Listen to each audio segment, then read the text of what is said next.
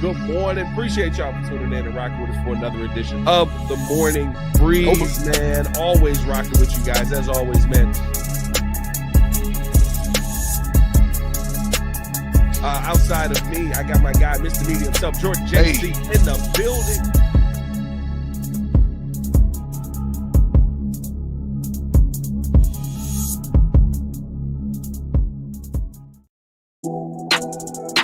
That's right. We're back.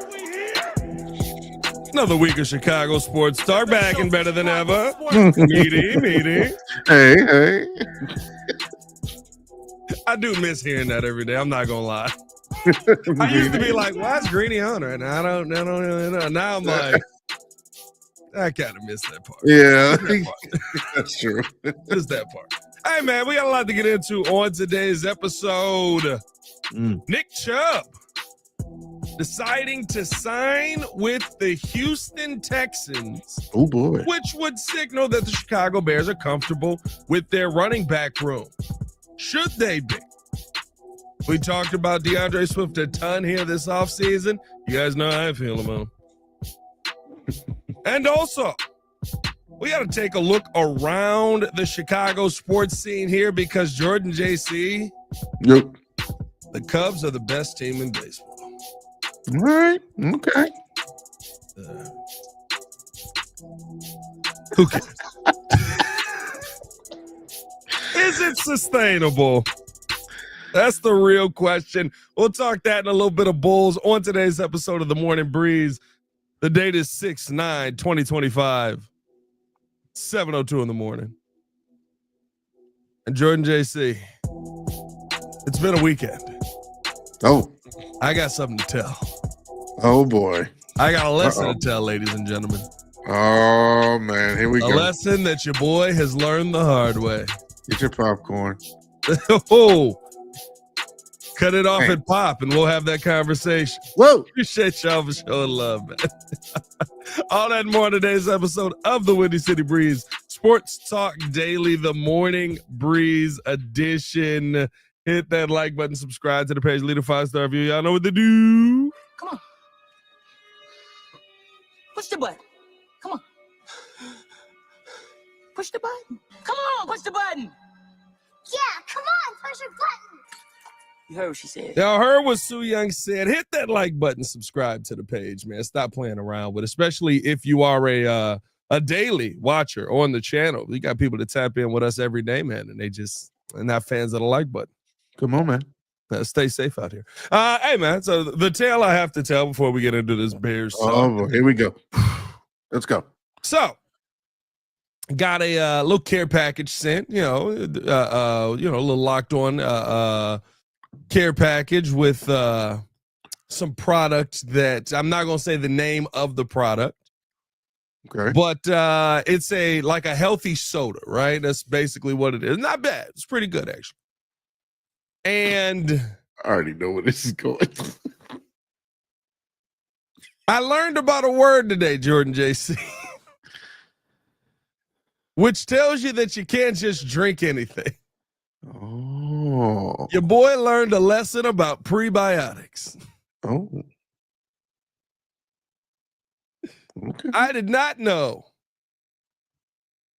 how much it can help the gut health all at once if you knock down 3 of them cutting the grass. Oh. A little bathroom break, huh? Oh, a lot of bathroom breaks. Oh. Bathroom binge. Okay. a lot of bathroom breaks, brother. It was one of those situations where there was when you just like, let me let one out real quick. Get hey. Keep it in. Oh, gotta go. Start doing that Flintstones run to the bathroom. They were like, healthy pop, 35 calories, no sugar. Bye. Knocking them down. I'm cutting the grass. I'm enjoying a cola. It was pretty good. I had a root beer. There was a strawberry one. Had one with a nice Subway sandwich for lunch. Oh, you just throwing them back. Brother George said, "Did you have to shower afterwards?" Yes. Yes. Oh my God! Hey, listen, when you get to when you get to the second one in 25 minutes, it's like, all right, now I'm just not clean, bro. I gotta go do this. I was cutting the grass too, so I'm a freak with all of it. Like if I'm doing any outside work, I'm in the shower anyway, but all of that. But bro, woo! I now know the definition of prebiotic, and you yourselves out there, boys. You Flushes right through you. Flushes right read through the you. healthy pop cans. That's Oh the boy! lesson I learned this weekend. 3 straight. Yeah, that'll get you right. Baby Jesus. Shooting off the toilet in slow-mo like the Dave Chappelle skit. Oh, that would never get old. Pat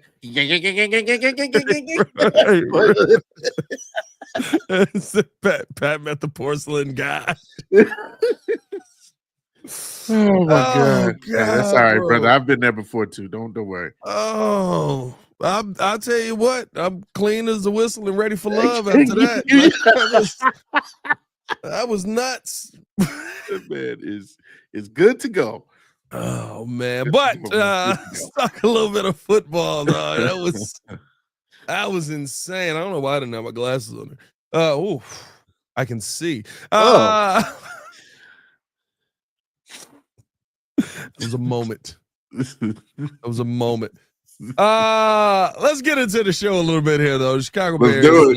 The Chicago Bears have been linked to Nick Chubb heavily over the last couple of months. It seemed like there was some interest in the Chicago Bears and Nick Chubb. There was some reporting that there was going to be an NFC North team who was all in on Nick Chubb coming to the team, and we'll probably never know the extent of how much the Bears have been in on Chubb or not. But I do think that the fact now that Nick Chubb is going to be signing with the Houston Texans would signal to you, with the Chicago Bears having as much money left as they had, that maybe the Bears are comfortable with where their running back room is right now. And I think that's interesting when looking at the fact that we heard so much about the Bears trying to make moves to go get a running back in the draft. But yeah, whoa. Jimmy, you got more things to worry about. Hey, is that true? It's Ian Rappaport. I just opened Ian Twitter to whoa, go whoa, whoa, to the oh to my the goodness. Whoa, hello, Jimmy. Good morning. Sorry about the cutting in of the topic we were talking about there, but that is breaking. Apparently the Packers are releasing star cornerback Jair Alexander today. What the heck is going on? I mean, he's been up and down over the last couple of years, but Tyreek Stevenson move over. No, not at all. I'm good. I'm good. Really? I'm good. Okay. Good. Although I feel like he's hated it up there a little bit. Beat over. I feel like he's hated it up there a little bit over the last few years. But I know why. Yeah. That's a blow right there. That's a little bit of a blow right there. On Bird, Jimmy, you got people retiring, you got people leaving. I'll tell you what. It's not looking good. It's more so just the injury issues with Jair Alexander. That's really all that is. But what was it? Last 2 years, I think he's played 7 games each. Like a handful of games, yeah. No, he hasn't been very impactful, and it's one of those. I don't want to go. I don't want to go into another season trying to rely on you. He's wanting money, stuff like that. So you paid him a lot. Yeah. I'm not going to lie to you. It was more just surprising than anything. I wasn't expecting to open Twitter and see that immediately. But no, getting back to the topic at hand. Question on the table right now, Jordan JC. Will the Chicago Bears regret passing on Nick Chubb and sticking with the running back room that they currently have, which is now DeAndre Swift, Roschon Johnson, who we know has had some of the concussion issues, Kyle Monangai, who's in the building, but that's my guy, big Monangai, but going basically rookie 7th rounder, and Travis Homer is still part of that room as well. Yeah, no, will they regret it? No, I mean, I don't think that the issue was the running back tandem or running back room in a sense. I think the issue was more so the offensive line and also the coaching, the development. And I think those two things outside of who we have at the running back position have greatly improved to the point where I don't think we need anyone else to come into the building. Now I know you've had your feelings about DeAndre Swift. I understand that he still looks like he underperforms every single year, and that surely we could have gotten better for $8 million. I do love Calvin Guy, Ian Wheeler possibly returning, Roshan Johnson, was it Travis Homer, even Deion Hankins. I love a Deion Hankins who is a big power driver guy that was undrafted. I love our I love our running back room the way it is, but the reason why I have more faith in it just remaining the same is because you got Eric Bieniemy there.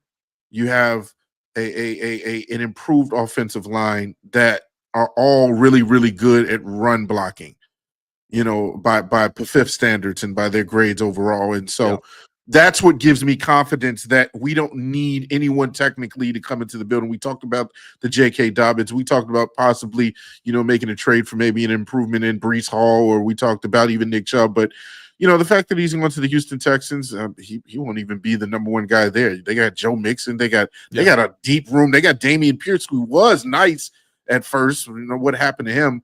And so they're pretty deep there too. So he's probably just trying to carve out a certain role.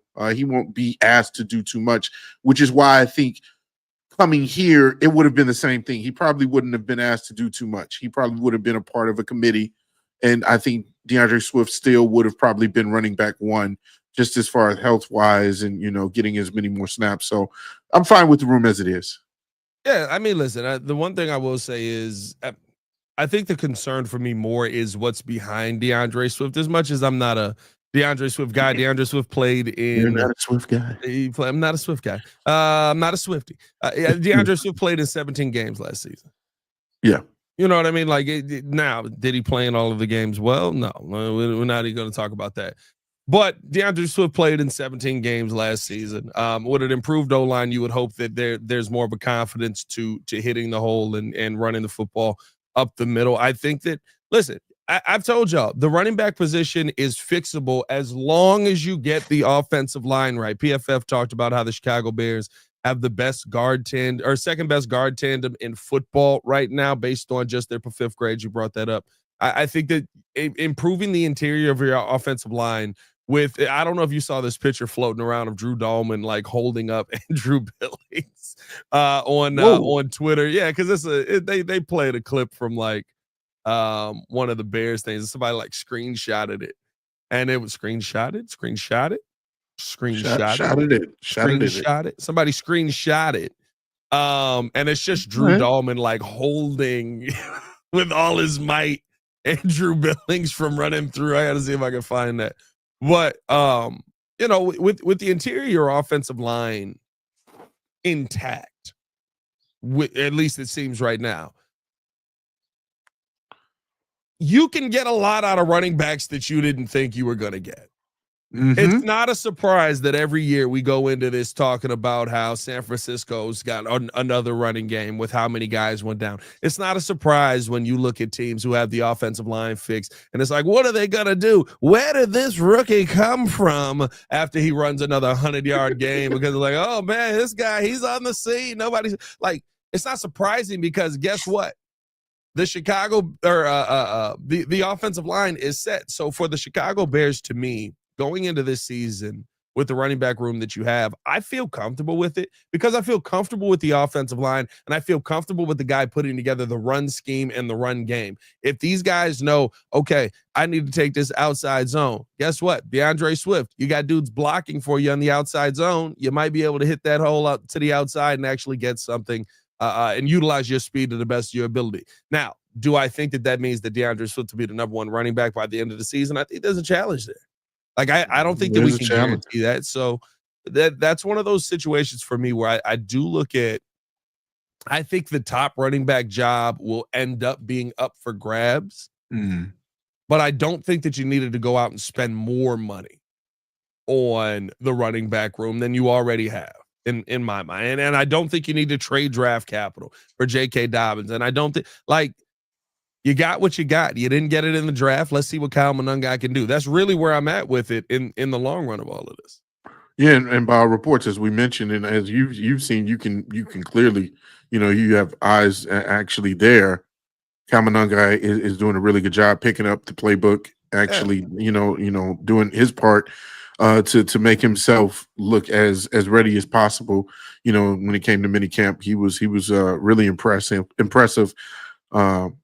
To Ben Johnson. Ben Johnson spoke him up in an interview. So that's my thing is like, your development of the talent that you have here now, that matters, I think, more than bringing some person in that in a sense is a shell of himself, and is possibly only going to carve out a certain role instead of being the guy. And so, yeah, I think you did a good job by just kind of letting that pass on Nick Chubb. Yeah, we'll see. We'll see what ends up happening here. I thought that was an interesting one. Taking a look at it. I mean, listen. Now the Jair Alexander news is incredibly interesting because the NFC North is shifting. Man, it said shifting. Yeah. Now I will say this: the Jair Alexander news is not surprising. I guess I think it was shocking opening it up, but when you look at the fact over the last couple of years, like I don't know if I'm saying Jair is what made this defense scary for us.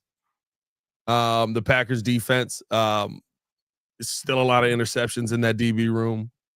Still a lot of talent in that DB room, but we're seeing a shift in the NFC North a little bit here with Detroit losing their starting center, Jair being gone in Green Bay now. It'll be interesting to see kind of how things stack up for the Chicago Bears here heading into this season in the NFC North. So, what'd you got?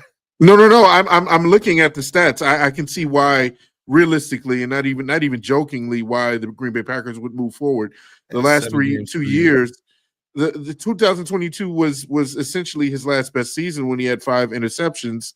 Looks like he had 69 total tackles, and after that, I mean, combined for the last 2 years, he doesn't have better stats in any category.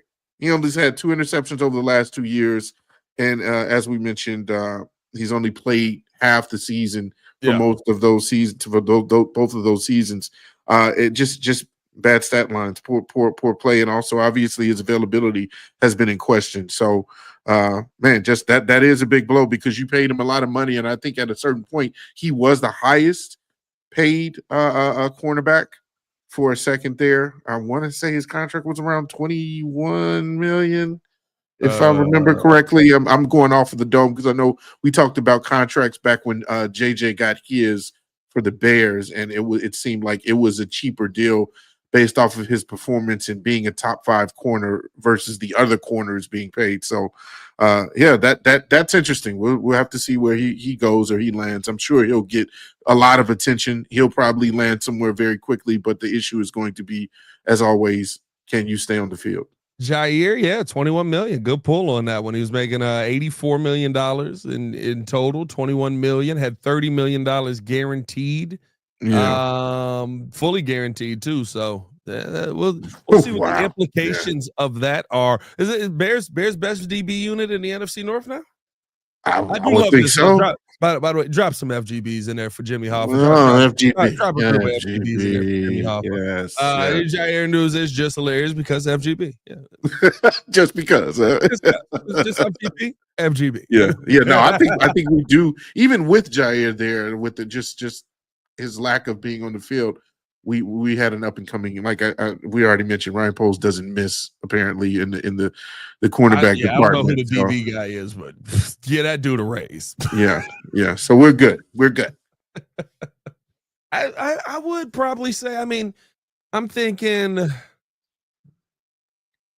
Yeah, actually, probably because you've also got depth at the position as well. Like, you're going Jalen Johnson, you're going Tyreek Stevenson, you're going Kyler Gordon. Of course, you got Brisk. I'll tell you what, Brisk puts it over the top.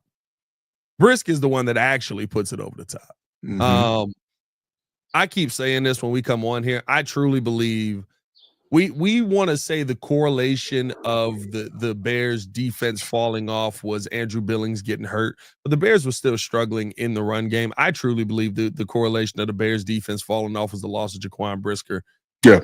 And that almost scares me because the reason we lost them is because of concussion issues. And you kind of play a position where the concussion issues are just going to happen, right? You're a thumper. He's a guy who can be a ball hawk. He's a guy who can get downhill and lay the boom on you. And so it's kind of scary a little bit to think about. But like, I truly believe the loss of Jaquan Brisker was massive last year. And I think you see it already this season where being up at minicamp, I don't hear anybody more than I hear Jaquan Brisker on the field. Like, he's barking. The one calling the changes. He's the one calling the checks, making sure. Like you only hear Jaquan, and not because no one else is talking. It's because Jaquan is also talking at the same time. I love that. I hope he has a healthy season, man, because it feels a little Mike Brownish in the sense of you read my mind after that. You read my mind. I was thinking he's more Mike Brown than Eddie Jackson. As far as being a ball hawk and going for the interception, Eddie Jackson's better at that. But of course, we knew Eddie Jackson wasn't a thumper. He wasn't even a good tackler in my opinion. But that is completely night and day with Jaquan Brisker. Jaquan is all about contact and getting in there and getting like just completely blowing up a play with some sort of like hard hit. So hopefully, and again, like you mentioned, I think that kind of puts us over the top as far as the DB room and being the best in the division with that news. Yes, absolutely. The Bears are on their way. Yeah, we'll see. Shout out Jimmy Hoffa in the building. He's clearly crashing out right now. Yeah, I love when have we ever been bad at scouting? When you decided to pay Jair Alexander $21 million. Let's keep this thing moving on. Boom! Quick shot. Wow, right to the chin. Drop some more FGBs in the chat. There you go. Drop some more FGBs in the chat. By the way, we are over 100 in the chat. Over 200 in the chat. Okay, all right. Over 300 in the chat.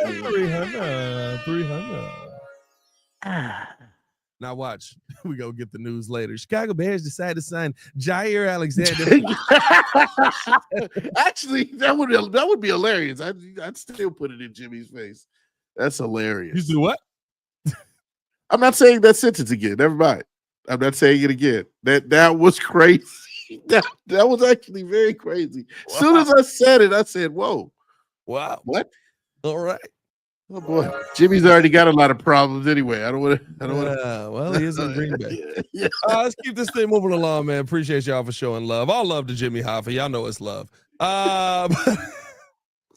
Appreciate y'all for tuning in to showing love as always, man. Hit that like button, subscribe to the page, leave a 5-star review. Y'all know what to do. We're gonna take a quick break, listening to a word from our sponsors, and then when we come back, we gotta take a look around because dang it, Chicago Cubs are the best team in baseball. But is it sustainable? We'll talk about all that more in today's episode. Y'all stay tapped in with us, man. Appreciate y'all for showing love. We'll be right back right after this.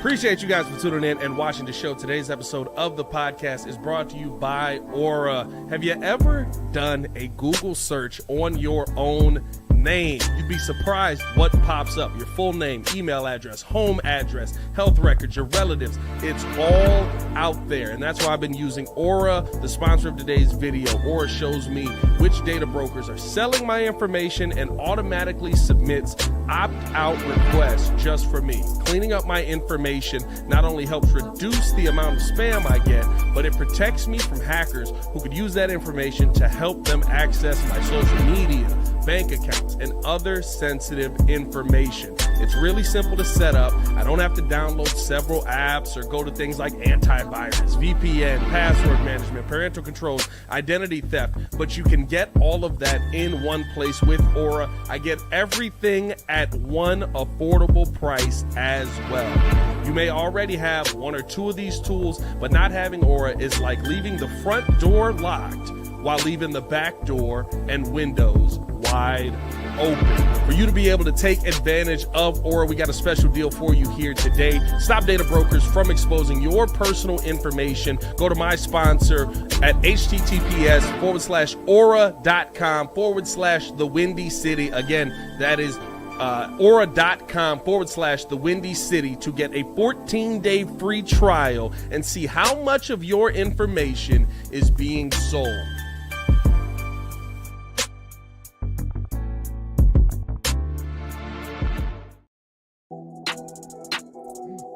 Welcome back. Appreciate y'all for tuning in and showing love as always, man. Hit that like button, subscribe to the page, leave a 5-star review. Y'all know what to do.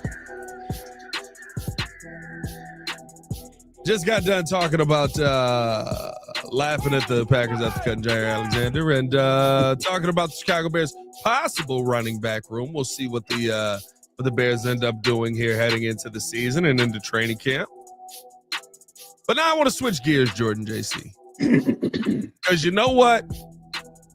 When you're the best at something in Chicago, we do have to talk about it here on the Windy City Breeze. I know we focus mainly on Bears talk.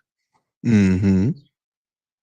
But we do got to talk a little bit of baseball today, Jordan JC, because Chicago Cubs are doing something that even I got to sit there and turn an eye and say, wow, this is getting impressive. This is getting impressive. Right now, the Cubs are sitting at 40-25 after winning 2 out of 3 versus the Detroit Lions this weekend. Detroit was the American League's best team. I believe they still are the American League's best team right now. Yeah, 40. Be honest with you, I got to correct you on that. You said what? I'll be honest with you, I got to correct you on that. You'll probably love this. They actually lost 2 of 3 to the Detroit Tigers. They lost the last 2. Did I tweak on that? Well, they lost the first game, won the second one, and I think lost the last one 4-0. So no, the Detroit is the best technically team in baseball, but Cubs are the best team in the NL. Cubs are the best team in the NL. Cubs are the best team in the NL. They did lose 2 of 3 to the Detroit Tigers. Yeah, Detroit's on killing that one. I did tweak on that. I don't know why I thought I saw they won 4-0 yesterday. I didn't tap into yesterday's game because I was watching the White Sox, who did lose, but it was a barn burner. But they're turning the corner. Hey, that would be nice. We got them right where we want them. We got them right where we want them. 20 and a half games back, we're on your heels. But no, look, I have to give credit where credit is due right now. The Cubs have been playing out of their minds. I think that I am a little bit surprised at where the bats are at right now. But the question that I do have for you, Jordan JC, is this sustainable? And the joke that I have been, kind of a joke, also very serious. What I've been saying about this team is that we have seen the Cubs play really, really good baseball to start the season off. As you get into the season, the bullpen arms start to kind of fall apart because you don't have the starting pitching, which is exactly a situation where it's at right now. Although you're getting some really good starting pitching out of a lot of guys on this team, that even through the injuries right now, the offense has not fallen off at all. Kyle Tucker and PCA are absolute monsters on the field, and Kyle Tucker working himself back in here. I think PCA has probably been the surprise of this team. Is this sustainable throughout the season? If it can be, I would say it will be, or it can be if they improve on the relief pitching. As much as I know you've joked about, hey, that's where the issue is. That honestly is where the problem can lie. You need sustainable relief pitching, because if you go up 2-1, 3-1, and you have those innings right before your closer or your shutdown guy comes in, and you don't have a guy that you can trust that can deliver a couple of outs or a good 2 innings to shut down an offense, that's where I think the problem will lie with the Cubs. Everything else is par for the course. We know that the Cubs defense is very, very good. They have some of the better defensive gloves on the infield, whether it be Nico Horner and the combination of him and Dansby Swanson, and then Matt Shaw is coming along as a really, really nice defensive third baseman who's also getting his bat to kind of come along and improve as well. You already know what PCA gives you in center field. He's an elite center fielder with that. Kyle Tucker obviously is sustainable. And then you have a Gold Glove winner in Ian Happen in left field. So all in all, you got the defense is amazing. The offense actually has been one of the better offenses in baseball history. If you look at some of the stats, the issue is always going to be, can the pitching help you in those close games? Because lately you have seen that it has kind of backfired on you. I like a Porter Hodge, but there's times where Porter Hodge kind of gets himself in trouble, and he relies a little bit too heavily, in my opinion, on his fastball. I think he needs to switch it up a little bit more. Ryan Presley, I believe, was the closer to start the season, and then he had issues.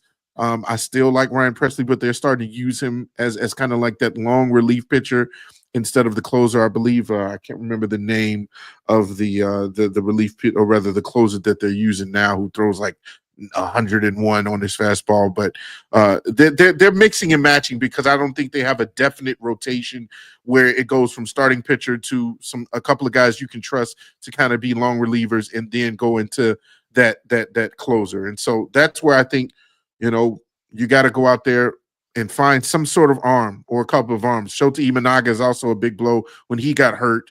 Yep. And so that's your all-star right there. That's your guy that should be at the top of the lineup. And so again, I like the way that they're handling and they're managing some of the things that are going on now. But if you're going to hang with the big dogs and kind of sustain this, you have to get that in check right now.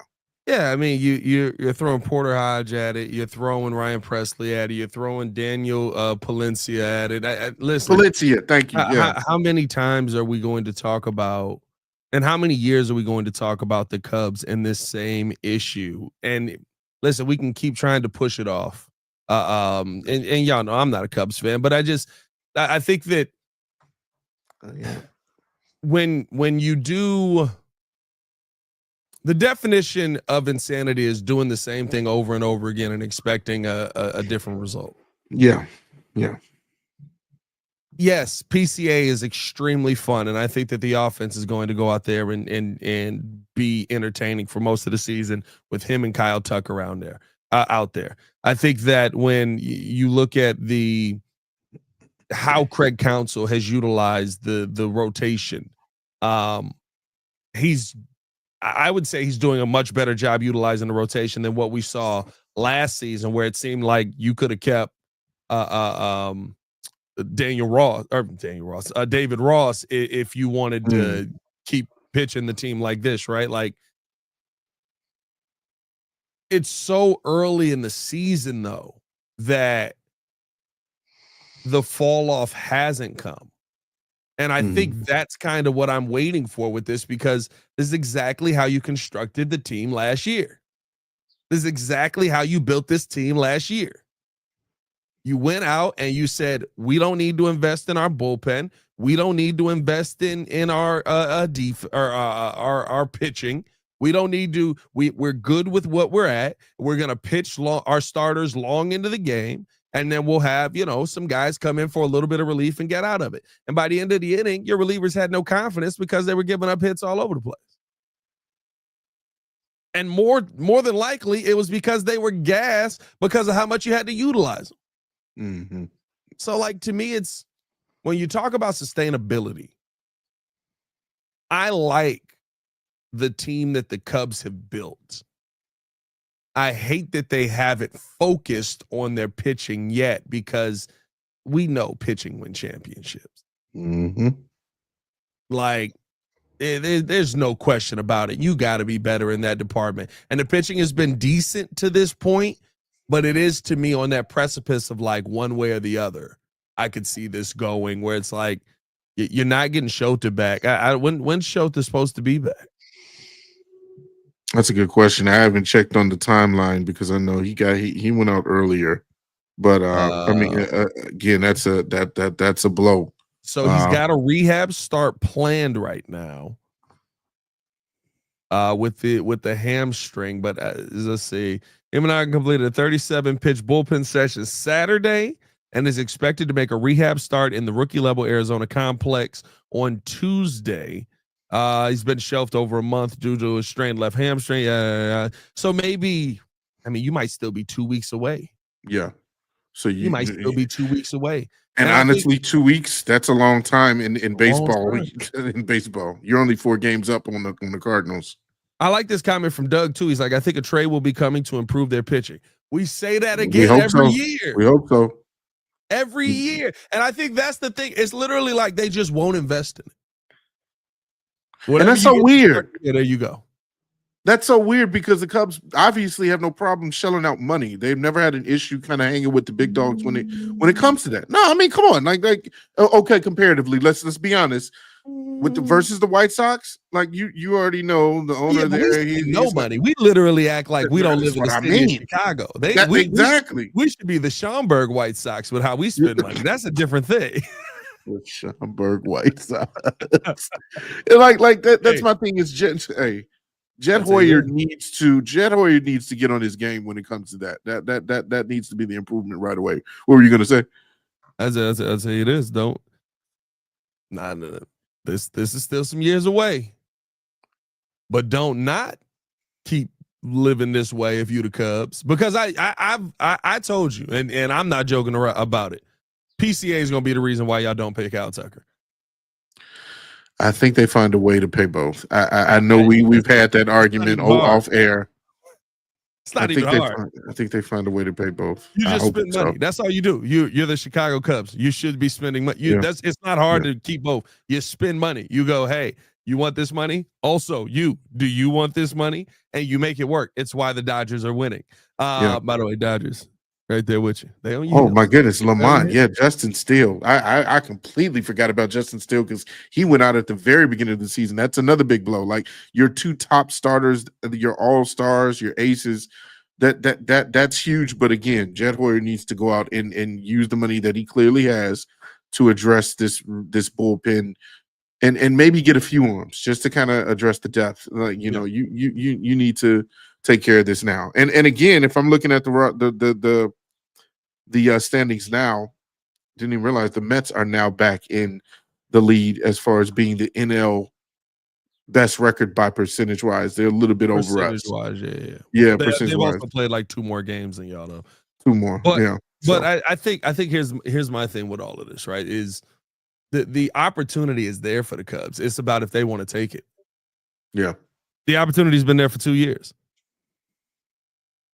Like it's literally been, hey, like we know what we need. We need bullpen arms and we need to go get a good left-handed pitcher. Yeah. We'll see you next season.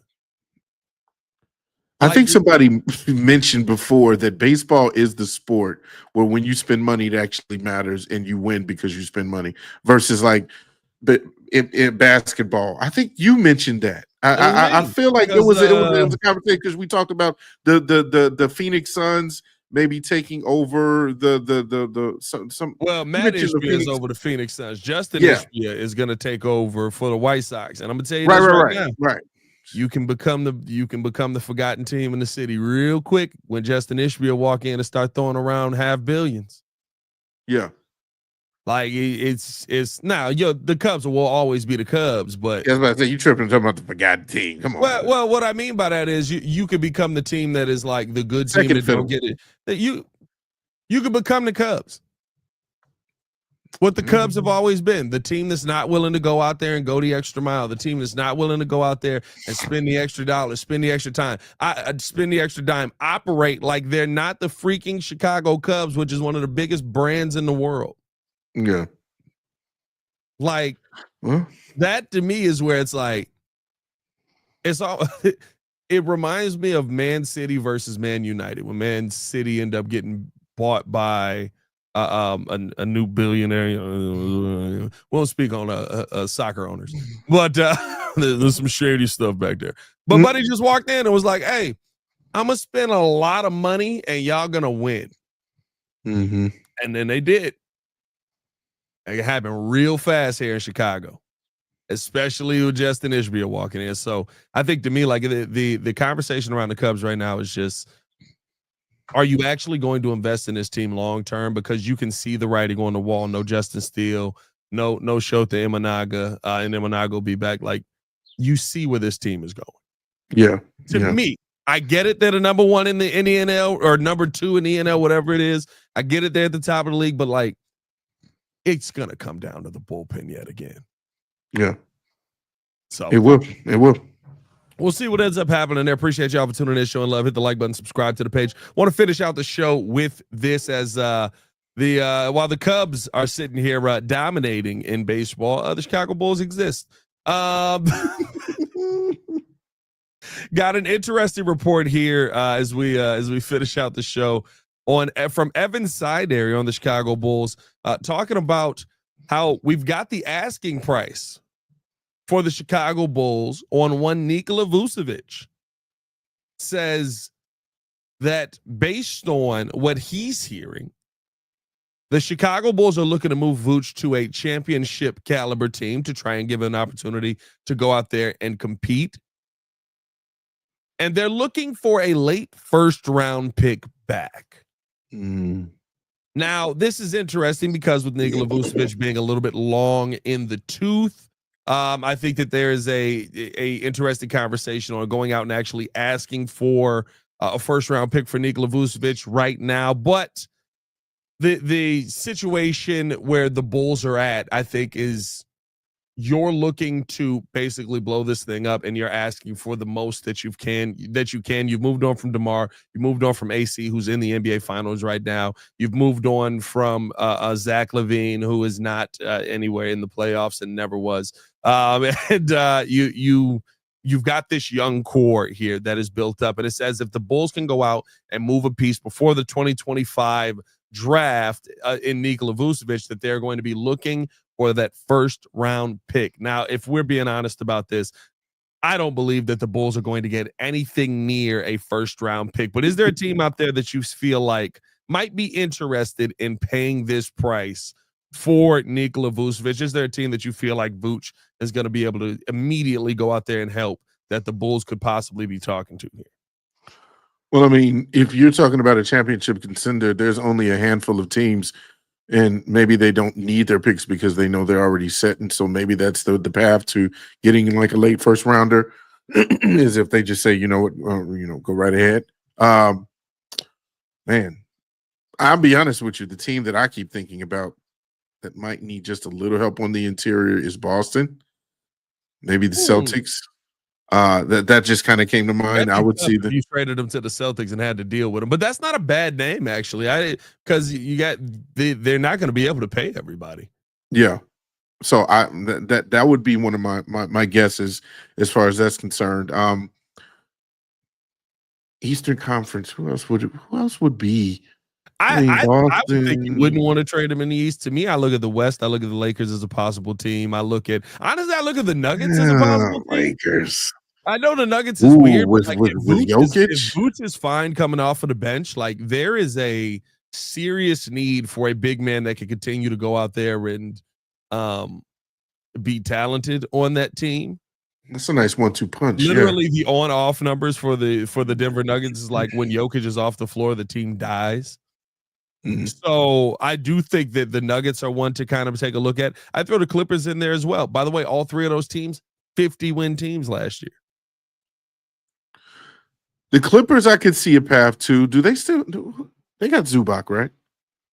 Am I tripping? Am I tripping? They still got Zubac. Okay, I'm just thinking of teams that might need, like you said, like a good backup. Like his role is definitely going to change. Obviously, the Bulls have him as their go-to guy because I mean he's the best option. He's been a double machine. I think last year he averaged 18 and 10.1 rebounds, about 18.5 points, 10.1 rebounds, 3.5 assists.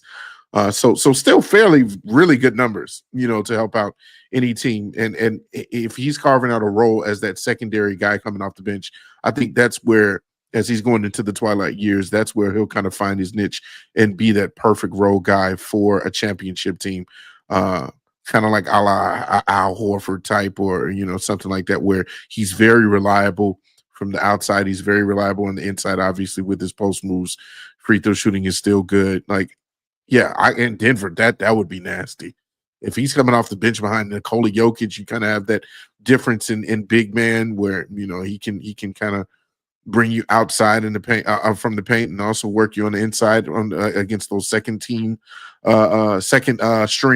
guys. That would be dominant for a team like Denver. So And I I'll can tell see you that. this, like I think the Clippers are an interesting one because with pick number 30 right now is where the Clippers said they have OKC's pick at number 30 in the first round. If the Clippers were to offer you the 30th overall pick in the draft for Nikola Vucevic and whatever cash compensation that you need to make it work there, what is the Clippers' biggest issue? Health. They're big. Health. Yeah. Well, yeah. They're completely they're a team that I is mean, devoid of health. Like to me, you add Nikola Vucevic into that mix, and now you're talking about adding somebody who is. I mean, Vooch was out for like 2 weeks this season, and the entire time I was literally going, "Oh, they're just trying to sit him to lose." Like Vooch is never hurt. Like the only time we saw Vooch hurt was when he had COVID, and I'm pretty sure he played with COVID for like a week and a half before he actually ended up yeah, sitting to go down sit down. with Yep. COVID. So like. To me, I think the Clippers are one ahead of this draft that you could take a look at. I think that Phoenix is a good one on that list as well, although Phoenix probably needs to blow this thing up. But will they? Vooch to the Pistons. I like that one, Demond Dice. I'm not doing nothing for the Pistons. You don't like the fact you don't like that they didn't give us any of their guys. No, I'm not helping you. Okay. That'd be like the Bears being like, how about we go? How about we trade DJ Moore? I guess let's keep it on brand for today. How about we trade Tyreek Stevenson to the Packers to help them fix their lack of DB help on that team? Yeah, I mean, like right ahead. I'm not worried about I'm not doing none of that. No, I'm not helping nobody. Okay, out. all right. It's so no Eastern Conference teams. FDT as well. It's not just FDT as well. That's the list. Okay, dropping one of those today as well. I think it's interesting to see kind of that the Bulls seem like they're actually in on finally breaking this team up. And I think the bigger conversation is now you probably are expecting the Bulls to go big man in the draft, which is why you want to go get this pick before the draft ends up getting here in the range that you're in right now. I mean, Oklahoma City 24, or Orlando has 25, but I doubt Orlando's looking to get him back. Brooklyn has 26 and 27. You're not in contender conversation with either of those. 28 is Boston, which could be the conversation that you were talking about. 29 Phoenix, 30 is the Clippers. So if you were going to get a pick before the draft, there's teams there that need big men that I think would be interesting to see. I don't think that Phoenix could pay Vooch though at all. Phoenix's mindset does not work in the NBA. That's a baseball mindset that they got. Yeah. Let me ask you a question based off of that. Like hypothetically, if we were to give Vooch away and we did get that late run pick, say we get the 30th or whatever, 29th, and we have our 12th, would you stand pat and look for a couple of big men or stay at 12 and you have confidence that there's a couple of pieces there that will still be impactful, or would you trade or would you package and try to move up a couple of spots to maybe get somebody that's right out of your range that you like? I think it depends on who's there. To me, having a 30th overall pick would be worth it just because I do think there's going to be big men that are going to be down there that I think you could get. So, like, I'm a big Danny Wolf guy. It seems like Danny Wolf is kind of living in that 25 through 30 range on a lot of mock drafts, although Boston's probably loving him. So you may end up missing out on him there. But, to me, the best player in this draft and the player I'm most excited about is Cedric Howard. And I think that he is an absolute dog. I think he's got the right mentality. I think he is that because he went to a smaller school, people aren't looking as closely at him. But I do believe that he is that Anthony Edwards mindset kind of player that you could add that to a team that has Modest on it. I would absolutely love that. Seems like Derek Queen is going to be the obvious pick. That's that my everybody guy. throws there. Yeah. At I like 12 him. for the Bulls. I'm okay with passing on Derek Queen. I think he's solid, but I'm not going to sit here and like lose my mind over him. I'd like to see a Thomas Sorber at that spot as well, who's played some really good basketball. But I think if you do go with I think trading that pick would put you in a position to come out of this with a big man no matter what. And even at 30, I think that's a good spot because I've said multiple times, this is an incredibly deep draft to me. This is an incredibly deep draft. This is one that you want to be a part of, in my mind. Yeah. So Yeah, we'll definitely see. You mentioned the name. Obviously, I like Derek Queen. I like some of the his skill set as a big man, being able to run the floor. His passing skills impress me. I know maybe you saying you would take a pass on maybe getting some other pieces, but I think that would be the guy that I would pinpoint just for me personally to kind of pair it with the team that we already have. But again, I love the direction that the Bulls are going in. I've been wanting this for a couple of years now. Yeah, as far as getting rid of some of this older talent and relying on that three-headed monster that we used to for so long, and whether it was DeMar, Levine, and Vooch, or Vooch and Levine and Kobe White or whoever. Like now you're committing to the younger guys, and you're seeing them actually put more stock into those guys. Amadas Buzelis. I keep saying I'm so glad that Amadas Buzelis didn't get just put in the G League and just stay there, because I think going through the growing pains that he had this year has really made him what he is now. And I think he's going to take off and be special. Now it's just about continuing to build around a player like him and a player like Kobe and making the right decisions in the draft. And so we'll see who they go for.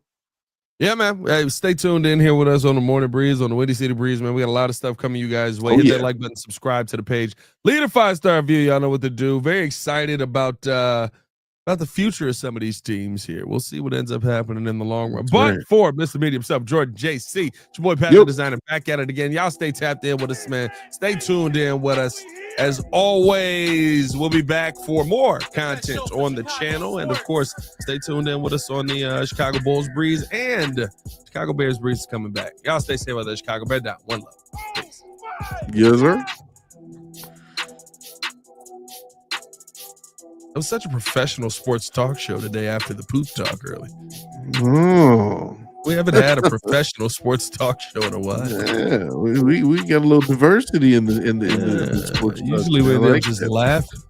Yeah, the only teams we didn't talk about today on this little picture there, it was the Blackhawks in the sky, and little sky news. Courtney Vandersloot's out for the season. That sucks. Yeah, I saw that. But that gives Haley Van Lith a chance to start. So there's that. There now. Yeah. The Sky are trash, and Angel Reese hasn't improved her game at all. I ain't gonna lie, I was surprised by that, but whatever. Maybe focus on making layups and not podcasting. Instead of podcasting and working with Sexy Red. Man, I don't mind that part.